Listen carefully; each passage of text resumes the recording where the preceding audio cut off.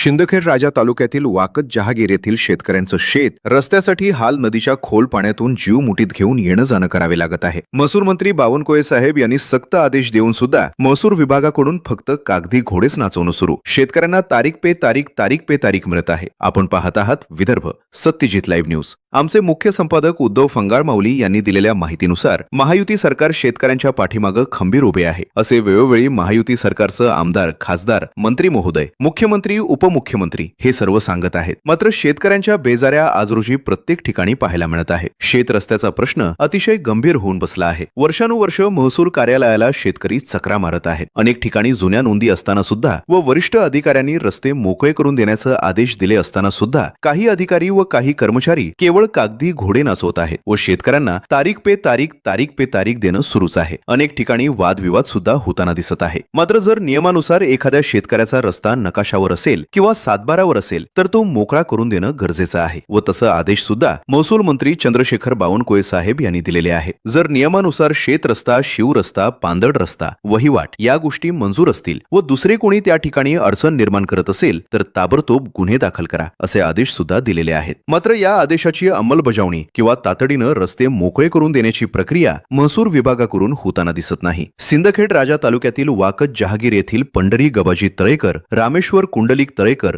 श्रीराम गबाजी तळेकर या शेतकऱ्यांनी नियमानुसार अर्ज करून व महसूल विभागाच्या अधिकाऱ्यांनी आदेश देऊन सुद्धा अजूनही रस्ता मोकळा करून देण्यात आलेला नाही, असं शेतकऱ्यांनी सांगितले आहे. शेतकऱ्यांची शेत रस्त्यासाठी अतिशय दयनीय अवस्था आहे. अनेक शेतकऱ्यांना नदीच्या पुराच्या पाण्यातून येणं जाणं करावे लागत आहे. जीव धोक्यात घालून शेतामध्ये जावे लागत आहे.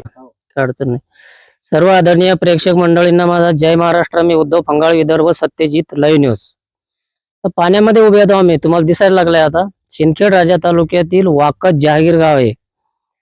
पाहिलं तुम्ही लाईव्ह मध्ये बी पाहिलं, त्या ठिकाणी शेतामध्ये होतो आपण. शेतकरी बी आपल्या सोबत येतं आणि कठीण परिस्थिती आहे. पाण्यामध्ये येण्याचं कारण असं आहे की त्याला दररोज शेतामध्ये म्हणजे 24 तास 12ही महिने शेतामध्ये त्यांना या नदीमधूनच याच पाण्यामधून जावं लागतंय.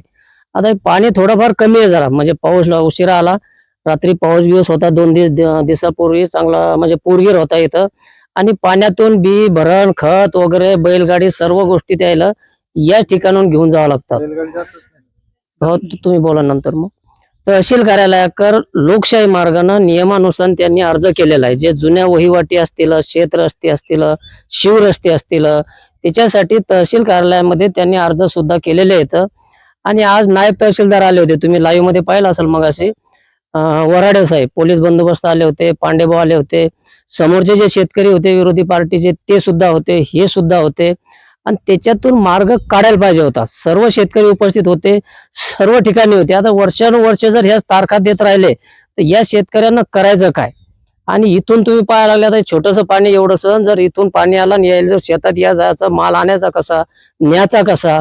आदरणीय महसूल मंत्री बावनकुळे साहेब यांनी घोषणा केलेल्या आहेत, आश्वासन दिलेलं आहे, GR काढलेला आहे. फक्त त्याची अंमलबजावणी कठोरपणे करा. एखादा शेतकरी जर समोरचा ऐकत नसेल, नियमानुसार बाजू बरोबर असून जर समोरचा शेतकरी ऐकत नसेल तर त्याच्यावर नियमानुसार पोलीस स्टेशनला गुन्हे दाखल करा. फक्त चाल ढकलपणा करू नका. आजची तारीख उद्या, उद्याची 2 महिन्यानं, 2 महिन्याची 4 महिन्यानं. कसं व्हायला लागलं, मालक आपण, शेत आपलं, गाव आपलं, सर्व गोष्टी आपल्या, आणि याच मंडळीच्या बेजाऱ्या व्हायला लागल्या. आणि तहसील विभाग असेल किंवा आपला काय त्या अधिकाऱ्यावर वगैरे काही राग नाही, या शेतकऱ्याचा बी काही राग नाही, पण तुम्ही मार्ग ताबडतोब का काढत नाहीत? तुम्ही तारखावर तारखा देता करू, कारण काय त्याच्यामध्ये? ते येतात, आपले कागद काळे करतात, याचा ऐकतात, त्याचा ऐका, सह्या घेतात की चला पुन्हा. असे बेजार व्हायला लागले शेतकरी वर्षानुवर्ष. आणि जर महापूर आला, एखादा काही गोष्टी झाल्या आणि एखादं जर जीवन गेलं, इथं वाहून गेलं, तर मग महसूल विभाग जबाबदारी घेणार आहे का? महसूल विभागाकडून फक्त कागदी घोडे नाचवणं चालू येतं. कागदावर फक्त कागदी घोडे जाणं येतं. आता त्यांचा रेकॉर्ड ओके झाला असेल, ऑनलाईन असेल, सांगतील आम्ही गेलो होतो बा, असं झालं तसं झालं, पण मार्ग त्या गोष्टीकडून काही निघाला नाही. बाकीच्या गोष्टी आपण शेतकऱ्यासोबत बोलू. जय महाराष्ट्र. काय नाव तुमचं? पंढरीनाथ गबाजी तळेकर. या माहिती घेतलं चालतं तुमचं. मी गावाचं नाव? वाकद जहागीर, बर. तालुका सिंदखेड राजा, जिल्हा बुलढाणा. तुमची शेती आहे इथं? माझी शेती आहे इथं 5 एकर. बर. आणि ही 5 एकर शेती आम्ही जवळपास, मला तरी वाटतं की मी जेव्हापासून शेती करायला लागलोय तेव्हापासून ह्या नदीच्या प्रवाहामध्ये हम्म. म्हणजे जेव्हा जेव्हा शेतात जायचंय हो. तेव्हा तेव्हा आम्हाला या नदीनं जावं लागतंय. कधी कधी कधी कधी असं पूर आला हम्म. की तिकडच बसावं लागतं त्या शेतात. ते बरोबर आहे. हा, येतात कारण येतात. रस्ता नाहीये. रस्ता नाही. आणि असं करून करून आम्ही किती तहसील अर्ज दिले, तहसीलला आदेश सुद्धा झाला 2023 मध्ये. 25/1/2023 चा आदेश झाला. आतापर्यंत त्या आदेशाची अंमलबजावणी नाही झाली. तरी आज आता त्यांनी पहिली एक तारीख दिली होती. त्यांनी एक तात्पुरता एक जुना पुराणा स्टे त्या मंडळाधिकारी व तलाठी यांना दाखवला. त्यांनी आता त्यांचं काय माहित, त्यांचं काय लागे फांदे त्यांचे त्यांना माहित. हा बरोबर आहे. हा, तर त्यांनी ती चाल ढकल 25 तारीख आपलं 1 तारीख वगळून पुन्हा आम्हाला 25 तारीख दिली. आजची तारीख म्हणजे पहा, पाऊस चालू झाला. आज रोजी आमची शेती पेरणी वगैरे काहीच नाही. बरोबर आहे. आणि आमची परिस्थिती आहे. आम्हाला असं झालं सर, आता बैलगाडी नेता येत नाही तुम्हाला खत अजिबात नाही. आता आम्हाला सरळ डोक्यावर पूर्ण खत वगैरे कापूस हे डोक्यावर पूर्ण 2 किलोमीटर अंतरावर न्यावा लागतो. हा, आता ही दखल शासनाने घ्यायला पाहिजे. त्याच्यात मार्ग कसा निघावा आता? याच्यात मार्ग कसा निघावा? महसूल आले निव्वळ कागदी काळं करा, हा. मार्ग काही निघून नाही राहिला. मार्ग निघून नाही राहिला.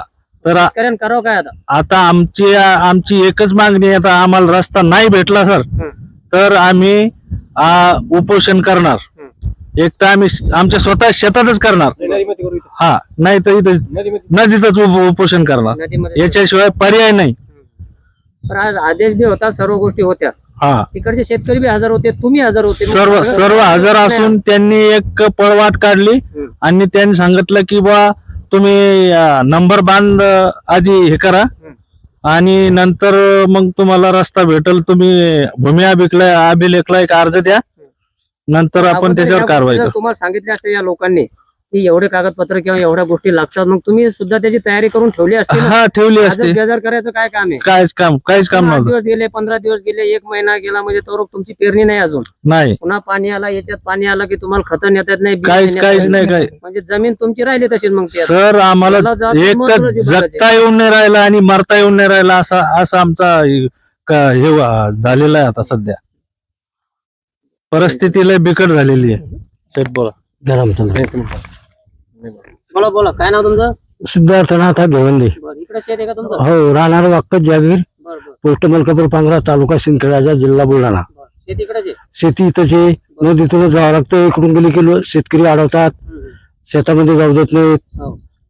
त्यामुळे या नदीला नाही तर काही पडीत टाकून द्यावं. कापूस तसाच एकदाच वेचून नदीचं पाणी कमी झालं तर एकदमच याचा फार नुकसान होती. माणसाला चालता येत नाही तर बाय लक्षला काय जाणार आहे? काय जाणार नाही. काय ते पाणी बैल आले तर पाणी किती केलं? लय परिस्थिती कठीण आहे. आज नाही तहसीलदार ते आले होते ना.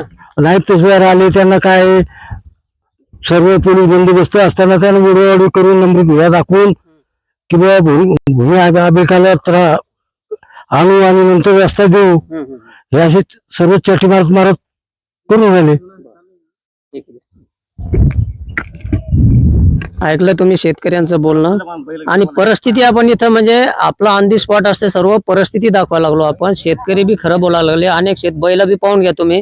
सर्व म्हणजे शेतातूनच आणावं लागते. सर्व पाहून घ्या तुम्ही. आता पाणी कमी आहे म्हणून ठीक आहे, जास्त जर पाणी असलं तर याच्यातून या लोकांना जाता येईल का हे पाहिजे पर्यंत? छातीतलं पाणी म्हणजे जीव धोक्यात घालून या लोकांना यावं लागतंय. धार चालू नाही अजून, म्हणजे पावसाळा पाहिजे तसा सुरू नाही झाला अजून. आणि सुरू झाल्यावर धार चालू असल्यावर यायला येताच येत नाही, म्हणजे जीव मुठीत घेऊन यायला इथून येणं जाणं करावं लागतंय.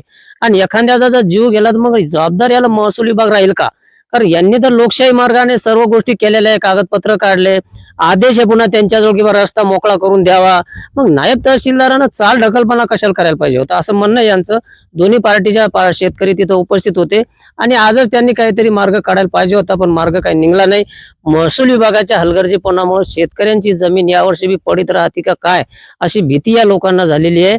आणि दरवर्षीच अशा गोष्टी होत आहेत. महसूल विभाग जे आदरणीय बावनकुळे साहेब असतील किंवा एसडीओ साहेब किंवा जिल्हाधिकारी साहेब यांनी या गोष्टीकडे थोडंसं काळजीने लक्ष घ्या.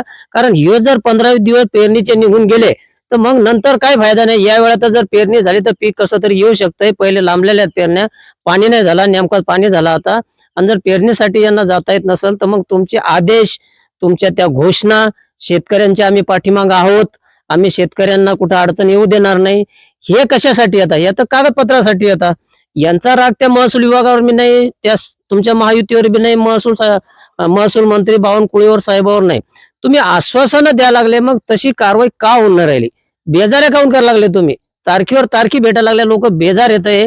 तरी जिल्हाधिकारी साहेब जे नवीन आलेले आहेत त्यांनी या प्रकरणाकडे थोडं गांभीर्याने लक्ष घालावे. आणि हा वाकत जहागीरचा विषय नाही, प्रत्येक तालुक्यातला हाच विषय. महसूल विभागाचं एक स्वतंत्र पथक त्या ठिकाणी नेमल्या गेलं पाहिजेत. म्हणजे बाकीचे कामं सोडून त्यांना फक्त शेत रस्ते, शिवरस्ते, पांदन रस्ते जे काय असेल तेवढंच काम त्यांच्याकडे देऊन शेतकऱ्यांचे प्रश्न लवकरात लवकर मार्गी लावण्याची गरज आहे. या शेतकऱ्यांनी आक्रमक भूमिका घेण्याचे त्यांनी सांगितलं आताच की बा लवकर जर या 2-4 दिवसात 8 दिवसात जर मार्ग निघाला नाही तर आम्ही या पाण्यामध्येच उपोषण करणार आहे. आणि त्यांचं बरोबर आहे, कटाळे ते कौरव करणार आहे ते आता पाण्यातून जाणं. आता माणसं येतात पण बाई लक्ष्मी रोजा न्यायची, पेरण्याला न्यायची, तर नेतील कसे ते लोक? आता रोजगारच येत नाही म्हणतात, ते रोजगारच बिलकुल येत नाही त्याच्या शेतामध्ये. तरी सुद्धा सर्वांनी या गोष्टीकडे लक्ष द्यावे. आदरणीय केंद्रीय मंत्री प्रतापराव जाधव साहेब यांनी सुद्धा या प्रकरणामध्ये थोडंसं लक्ष घालावे. आणि हलगर्जी करणारे जे कर्मचारी अधिकारी असतील त्यांना थोडीशी कान उघडणी केली पाहिजे.